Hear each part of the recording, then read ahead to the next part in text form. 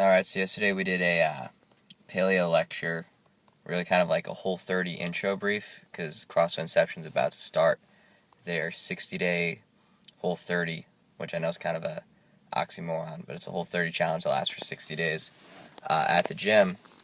And one of the points that kept coming up was what to do when I'm on the road, or what to do when I'm, doing whatever, my schedule's busy. So a point that Karen and I kept hitting on was preparation prior to the week, making all your meals on, say, a Sunday, keeping everything in Tupperware, or getting something like pre-made paleo is an awesome way to go to make sure that you always have food available so that you're not making rash, I'm starving in the grocery store, I'll just buy a bunch of chocolate decisions. But then one of the attendees asked me later on, what can I do if I'm about to travel in the middle of this Whole30? Is this not the right time to do this? And a little caveat, she's not going on like a, booze cruise or anything like that. She's going to work in a different city for a couple days. So my first reaction was, that's really not too hard. One of my buddies, he travels for work pretty much every week, and he lives on the road and stays very, very clean while he does it. Maybe not Whole30 clean, but very clean.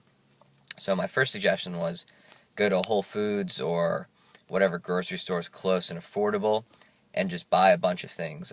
Pre-made hard-boiled eggs are great. The rotisserie chickens.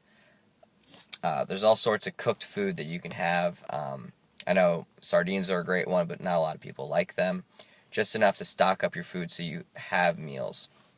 Next thing to do, get on Yelp, get on Google, get on some message boards, get on the Whole30 message board, try to find some places that are going to be very Whole30 compliant for restaurants so that you can go out to eat and know that you're getting good choices. The bigger the city is, the more, honestly, CrossFit presence it has, the better you're going to be able to do at restaurants. I'm hoping that while she's there, she takes advantage of dropping in at a gym like CrossFit Omaha, has a great reputation, and I'm sure there's plenty of other gyms around that area.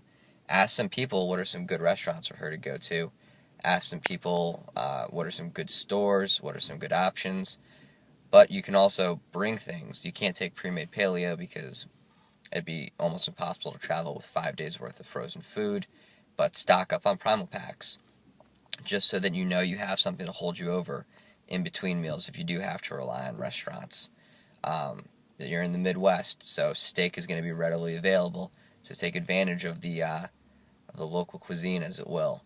Other things you can do is just load up on vegetables like avocados, olives, things that you know you can eat raw without any preparation to help give you some of those fat and the carbohydrates and just snackable foods that you can eat at the hotel. Avocados are great because they don't need to be stored in a refrigerator, so you can go buy half a dozen of them for a week, eat them with plastic silverware without much of a problem. Traveling's really tough, but the more you go and become proactive about seeking out good restaurants, going through all the various interweb sources that they have for local places you can eat, you can develop a routine that will last you through 5 days. Primal Packs are great to hold you over. The less hungry you are, the more you're snacking on something that you know is going to be good for you, the more mental clarity you'll have when it comes time to make decisions at restaurants. So if you eat a Primal Pack for a snack, an hour and a half before you go, you're less likely to order the sweet potato fries or something else that's normally pretty good for you, but it's not Whole30 compliant.